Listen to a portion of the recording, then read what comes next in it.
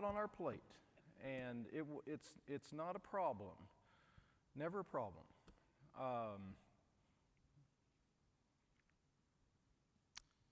A long time ago, I decided, if at all possible, Lord, if you give me a chance to teach or preach, I'll always say yes, which is a dangerous thing to say.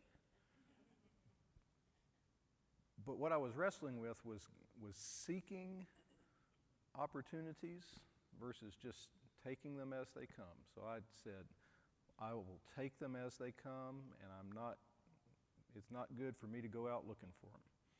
As if that is, in other words, it's not self-promotion. Therefore, anytime someone says, hey, will you teach? I tend to say yes. So it's not a problem. It was a busy couple weeks, so it's not a problem.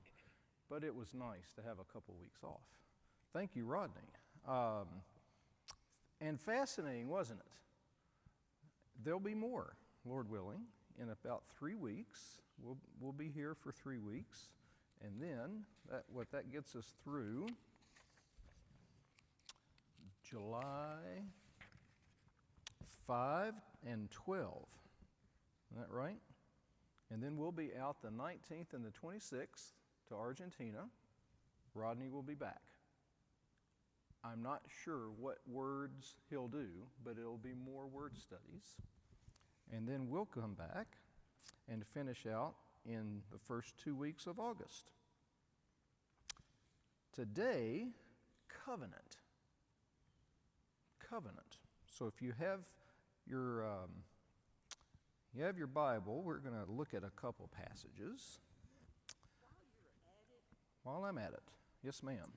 Talk about covenant, these covenant groups.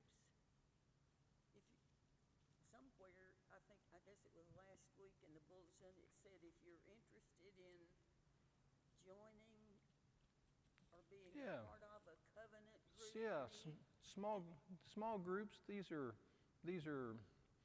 What's the significance of the word covenant in relation to that? Covenant in the sense of relation to this. These are, and I don't know off the top of my head, the time commitment. In other words, these are not open-ended. They're not eternal. In other words, when you sign up for a covenant group, you're not just kind of obligating yourself to do this forever. So there's a time limit. Maybe it's for a school year or an academic year for you to meet with a small group of people for fellowship and prayer, and there's a sense of commitment kind of built into this little kind of small group dynamic that the word covenant reflects. So you're asked to do something. There's an expectation of participation and sharing. For specifics, when is the meeting? Is it next week? This week? It was Wednesday. Okay. I was about to say, for the specifics of, oh, bless you, how that works, that meeting would be a good thing to go to. I believe they are men's and women's separate groups. And I think it is a academic year. In other words, it spins up for a school year, 1 year at a time, or one academic year at a time. In other words, kind of the fall and spring, and then they break for the summer, so you don't feel like you're obligated forever. Mac, it Yes. said in the last week's bulletin, joining a covenant group this fall. This fall, yes. Join us for an interest meeting. It was Wednesday at 6:30. So they'll spin them up for the fall, yes. This was last week's bulletin. Yep. Okay, covenants. That gets us down the road for covenants. Let me show you a book. Rodney turned me on to this book. He did some similar kind of word studies in the Wednesday night conversations class a year ago or more. 70 Hebrew words every Christian should know. The author's last name is Schlimm, S-C-H-L-I-M-M. It's a neat book, very accessible. Remember rule number 1, I will not be intimidated by all of this, okay? This is not intimidating. There's enough Hebrew for you to know, okay, the whole point is 70 Hebrew words every Christian should know, but it's not like, he makes it very accessible for those of us who, unlike Hebrew kindergarten children, cannot read Hebrew, okay? Did I tell you my Hebrew professor said if the kindergartners could do it, you could do it, okay? Which I was almost encouraged by that, okay? It's a helpful book. This probably could be available almost anywhere you can find books, I would imagine. Probably Amazon. They may be able to order it for you if it's still in print. This was 2018. So it's not terribly old. May still be available. So he groups these, losing Hebrew sounds, words that when you translate them from Hebrew to English, the loss of sound is a thing that happens, and he says, and we should be aware of that. For example, when Yahweh creates the man from the dust of the earth, creates the Adam from the Adamah, the dust. There's a word play in the Hebrew for the man, Adam, and the dust, Adamah. So the sound of the Hebrew language is something that, again, every little kindergartner picks up on. Those of us in English don't pick up on it. So he's got a little section here, losing Hebrew sounds. He's got a section here, some of the meaning, losing Hebrew meaning. And he talks about names here, for example. Words we lack in English, where the receptor language has a difficult time receiving something from the original language. For example, he's got create, heart, soul, name above all names, the word Sheol, the ban, that is a prohibition. Difficult because English doesn't have a good receptor word, okay? He's got a chapter on multiple meanings, visualizing the abstract. He's got a chapter on practices and objects and cultural values, all kinds of neat things. And it's very accessible.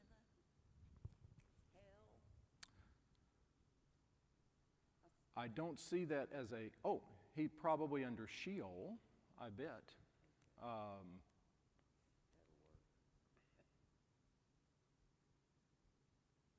I don't see Gehenna in the index. Of course, he says there's 70 here, 70 terms. So maybe that was number 71. Okay? I don't know, for what it's worth.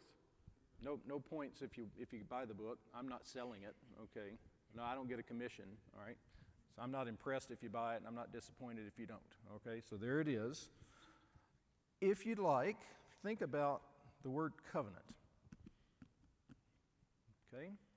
In English, what would we say? Think about, I don't know, agreement? Binding agreement? Contract? Okay. You know, if you want to go off the news, what is this Iran treaty? So the word treaty. What are the stipulations? What's the fine print? You know, and then of course everyone on the news is going round and round about what's it really say? Because that's what you do when you sign treaties, is you make concessions, there are threats, promises, benefits, consequences. But it's not a treaty. They keep emphasizing it's just kind of like. Oh yeah, is it a treaty? Is an agreement to meet. an agreement?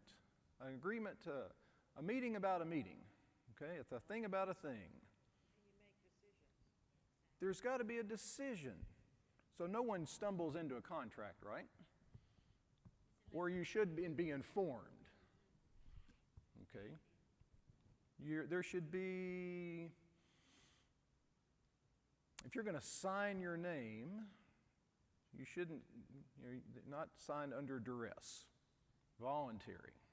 Okay? It's not something you just kind of wake up and go, oh my, I have a mortgage. Yeah. Okay? A deal, that's probably a little more informal, but a deal, okay? Your neighbor agrees to cut, the little strip of grass between the driveways.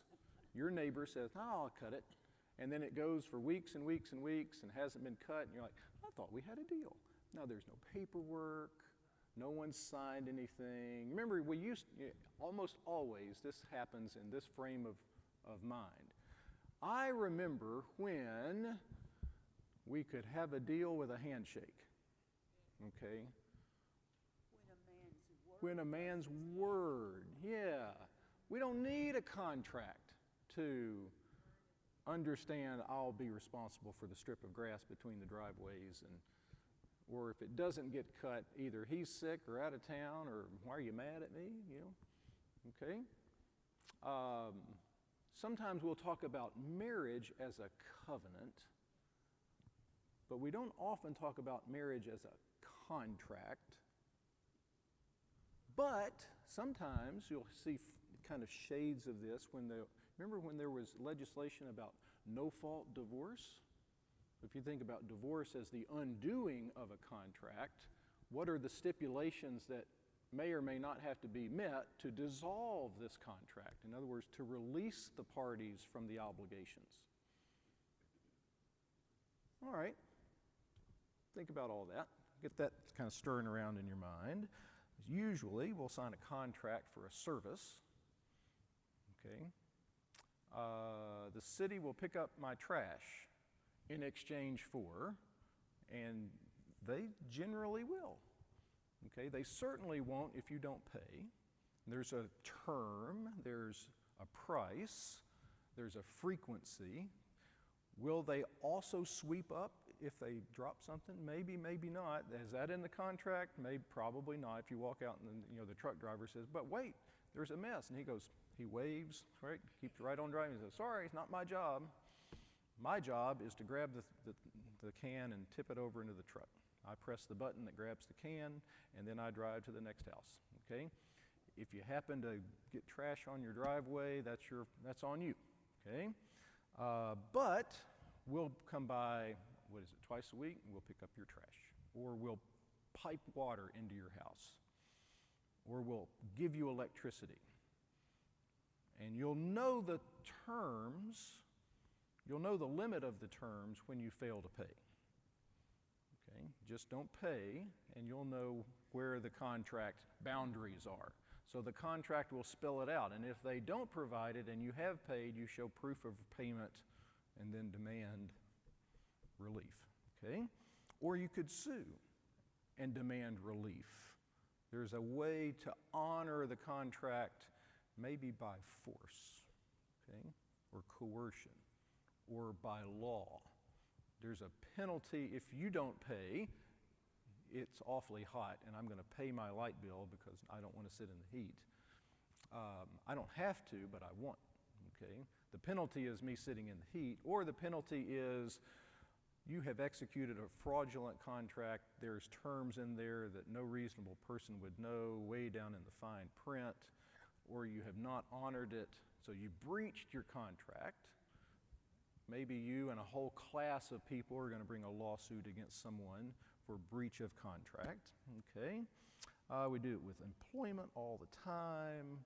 Texas is an at-will employment state, meaning they can fire you for any reason, anytime, unless you have a contract. Now, if you have a contract, I never will forget, all of my family are teachers, a whole lot of them. And of course, every family reunion means teacher talk. Everyone's, if you've had a teacher in the family, you know what I mean. Just all kinds of teacher talk. On we go.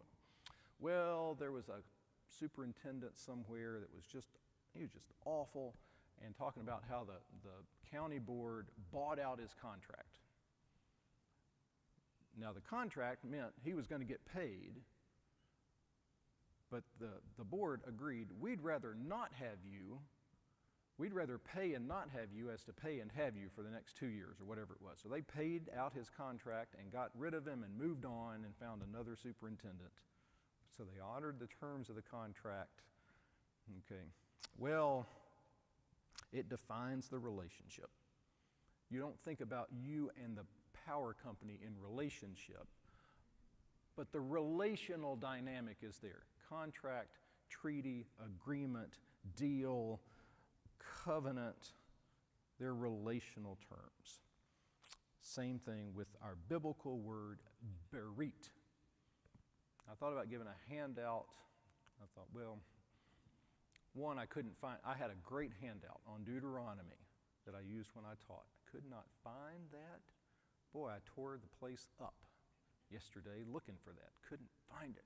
Oh, it was a good handout too. I'll find it tomorrow. Berit. Okay, you know, Rodney gave you a handout. You could see the letters. B-E-R-I-T-T-H. Berit or berith. That is our word for covenant. It's not one of those words that just naturally goes from an Hebrew character to an English character easily, like Adam, okay? The word for alleluia. No, berit, there is no kind of one-to-one with the letters. So what's a berit? Usually covenant. And if you were to run the concordance, you'd have a whole page of instances. Covenant. It's all over the place, 300 some odd times. Probably it's going to be translated covenant consistently. It may come across into your English versions perhaps as treaty or league or agreement. For example, we don't have to look these up. We'll look up others, but just to note, people will make these with each other. People and people can have a covenant, can have a berit. Abraham and Abimelech in Genesis 21. That's that term, when they come to an agreement, okay, or make a covenant with each other. The house of Abner and Saul and the house of David, 2 Samuel 3, they make a covenant. They make a berit. Okay, same term. Marriage is talked about in Malachi 2. It's a berit, but it's a marriage, matrimony. In Hosea, we see God making a covenant with animals. Even the natural world, the created world. Same with stones. There's a covenant with the stones in Job 5. Okay? Vivid language. Probably it is the central concept that ties Old and New Testaments together in terms of God's dealing with his people. This term, covenant or berit. Okay, now we're ready. I want to look at Exodus 23. I want to kind of make a passing note of Deuteronomy 7, and then Judges 2. Excuse me. I'll cough too.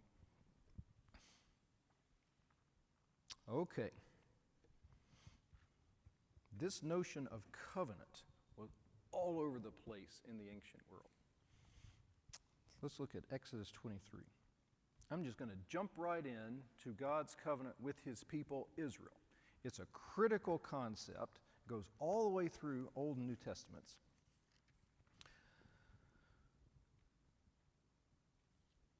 When Yahweh has a relationship with his people, the term is covenant. He has a covenant with his people. And that brings up that relational dynamic of how do we talk about a relationship. It brings in the the elements of expectation and obligation. It brings in the aspects of, we could call them rewards and punishments. We could call them blessings and curses. We could call them privileges and remember that, what credit card was it? You got all these privileges. Remember that? Was it American Express? Worldwide privileges. Remember the credit card would open doors for you worldwide. People see that and think, okay? There's privileges with this covenant. There's also warnings. There are blessings if you honor it, but curses if you dishonor it. There are stipulations. There are stated expectations. All of these facets of how we can understand, how we define the relationship, are present inside this word berit. Okay? That's what I'm trying to drive at. That is the word to describe and used for Yahweh's covenant with his people. Yahweh's berit, his relationship with his people. Okay, let's look at Exodus 23 and note, this was all over the place in the ancient world. I'm looking at Exodus 23:32.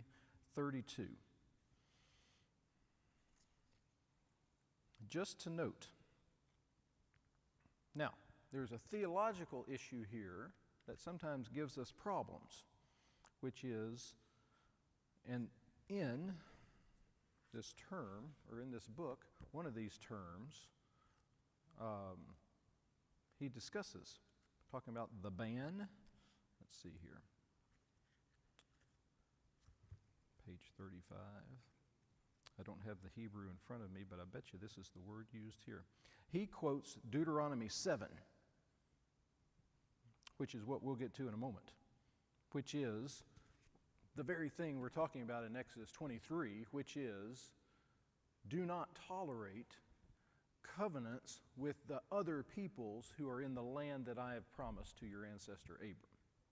Do not make league with them, your older versions may say. Do not make covenant with them, Exodus 23:32. So the theological issue has to do with, what do we do when we have the pronouncement to displace these peoples, do not make covenant with them, drive them out? Okay. Well, just press pause on that theological question for just a moment, okay? Because we need to talk about covenant before we talk about those other things. Do not make a covenant with them. So a berit is a thing that Israel could make with other nations. The issue in Exodus 23 is, but you have a prior berit, a prior covenant, that supersedes any covenant you would make with another. In fact, because you are in covenant with Yahweh, that rules out other covenants with other nations. It's an exclusive covenant. The covenant, the berit that Israel has with Yahweh, is not one of many covenants that they have. It's the one covenant they have. Okay? In that sense, it's kind of like marriage. Marriage is the relationship you have with one person to the exclusion of others. You don't have a relationship like that with anyone else. Okay? It's exclusive. The berit, the covenant, do not make one of these with these other groups. Okay? Look at Deuteronomy 7, same thing. It gets reinforced, renewed, restated. As we come into the land and we recommit. When God brings you into the land you're entering and he drives out the nations before you, and you see all the list of them, 7 more numerous than you, when the Lord God delivers them and you defeat them, you must completely destroy them. That's the term, the ban, B-A-N. Okay? maybe we ought to talk about that word at some point, okay? Make no treaty with them. Make no berit with them. The assumption is, or not the assumption, I mean, it's very clear, very explicit, because you are in covenant with me. All right? So this was a term and a concept that was all the way through. This was a thing that nations would make with other nations. This term shows up in Genesis, the big one for us. Actually, there's 2 or 3 places where it's a big one. The big one is Genesis 15. And it's a big one. This is where Yahweh makes a covenant with Abraham. This is the description of the covenant ceremony with Abraham. It rests on the covenant that Yahweh makes after the flood.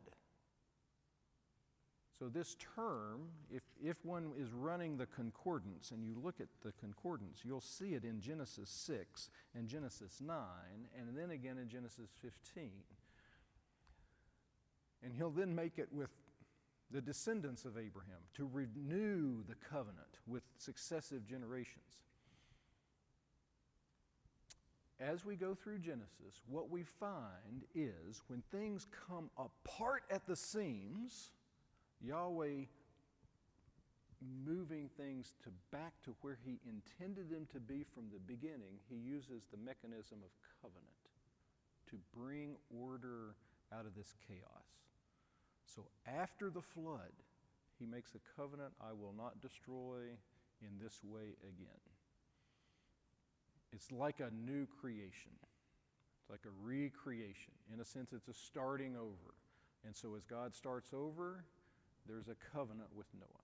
And starting over means out of all of the people of Genesis 11, we choose just one person in Genesis 12, Abram, and we will covenant with Abram to make him into a great people.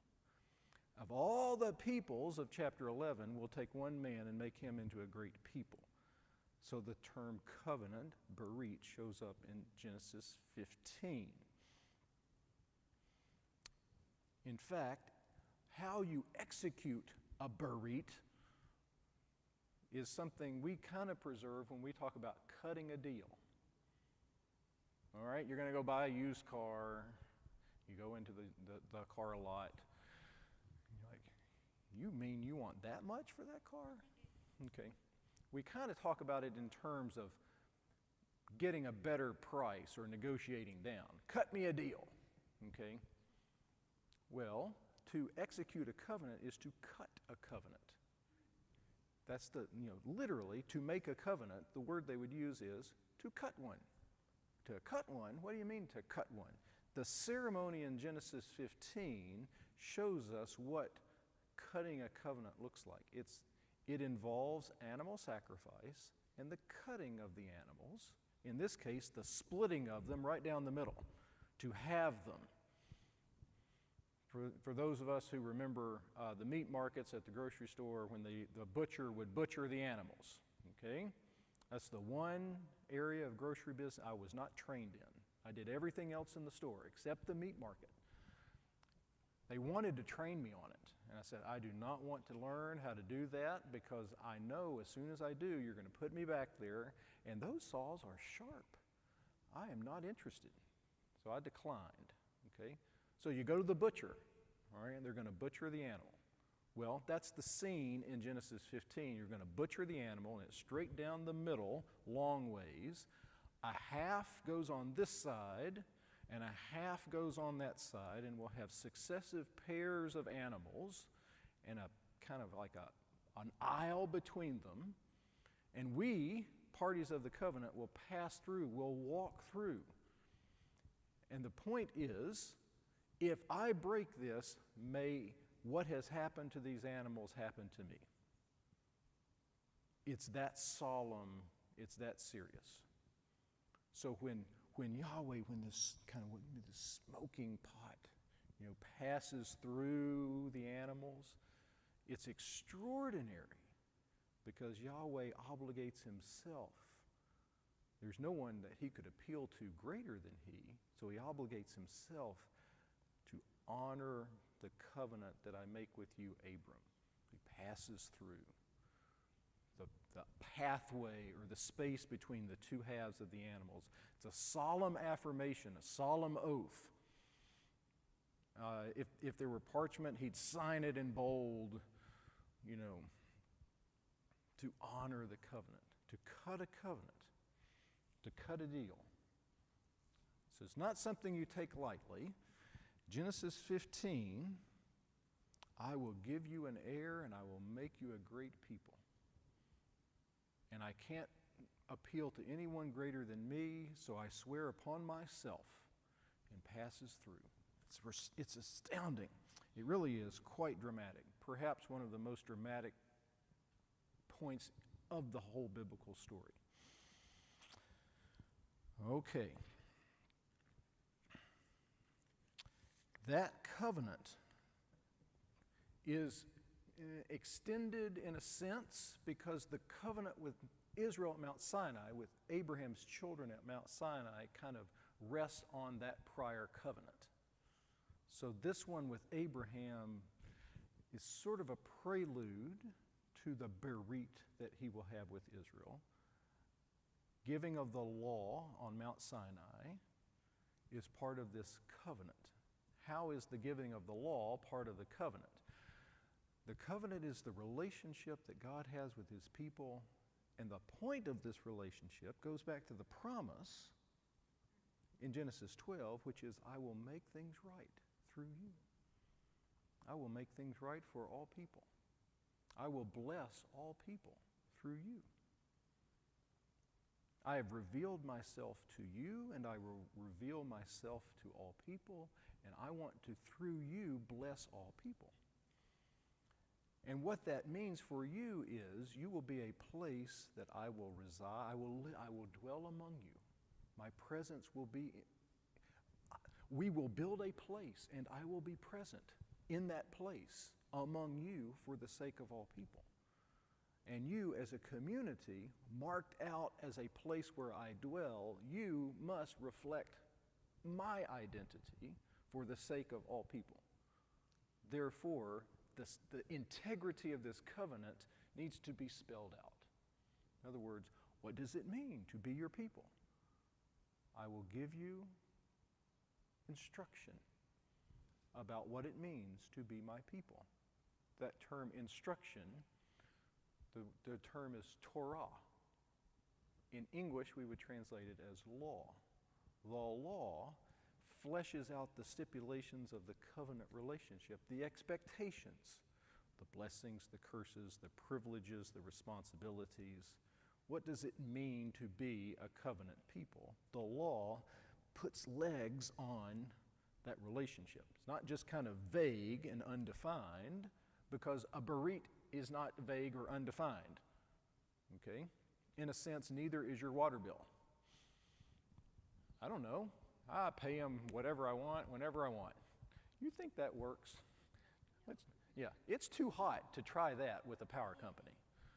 I'm not willing to do that. I thought I'd pay you next week. Maybe I'll see you in November. They don't work that way. There are stipulations. Same with the berit. Anywhere in Scripture, there are expectations. The law reveals God's intent for his people as a place where he dwells for the sake of all people. So the covenant with Israel, in a sense, is an extension. In a sense, it's not the same, it's different, but it presupposes his promise to Abram. So now we have a whole nation. I promised to make you into a nation. Now we have a whole nation. Now God will covenant with the nation for the sake of the world. The book of Deuteronomy, the form of the whole book may very well be, in form, a play off the common kind of stock of covenant making that would have been very familiar across Asia Minor down through Palestine into Egypt, because the Hittite and the Egyptian treaties include things like we find in Deuteronomy. Those treaties will have historical introductions about how we got to this place. Party A and Party B, we have a history, and they will describe that history. Those treaties will have sometimes very generic stipulations, and then it will get more specific later on. That may well be what's going on in the first part of Deuteronomy 1 through 4, which is a little historical summary of the Exodus. And then in Deuteronomy 5, 10 words that are very generic that cover a lot of what we'd find elsewhere in the law. We would call them the 10 Commandments. And then in specific detail, you have specific stipulations later on. Those covenants would have statements of blessings if you honor this agreement, curses upon you if you dishonor it, privileges if you honor it, warnings if you don't. So does Deuteronomy 28, so does Deuteronomy 11. Those covenants will invoke witnesses. So does Deuteronomy 32. There are witnesses. In Isaiah, remember how the prophets would kind of act as, it's not, a canary in a coal mine is not the same analogy, but it's similar. When the prophet starts speaking, you know something has gone wrong. And that's kind of like a canary in a coal mine. Isaiah says, "Listen to me, hills. We've got a breach of covenant." Why would he invoke the hills? Because in a sense, all of creation is the witness of what God has done for his people. Time is up. Everyone's coming in. It is time. Well, we almost talked about the new covenant. I wanted to talk about Jeremiah and the new covenant. We may pick up here next week. Next week, Lord willing, I want to talk about the word love. But it rests on an understanding of covenant, because in our Old Testament, God's love is tied to his obligation that he has made to you in his covenant. His love is not it's not Valentine's Day love in the sense that it's a good feeling. It's a commitment based on his obligation to seek your good. So, next week, love, but it rests on covenant. So I wanted to do covenant first, and we almost got done. Well, we didn't get done. I mean, one never gets done. We almost got to where we could really set up love. We'll try to do those two next time. We've run out of time today. And I will try to find that handout on Deuteronomy. I think it was a pretty good handout. In fact, the reason it wasn't in the place where it should be is because I reused it, and it didn't get put back home. So.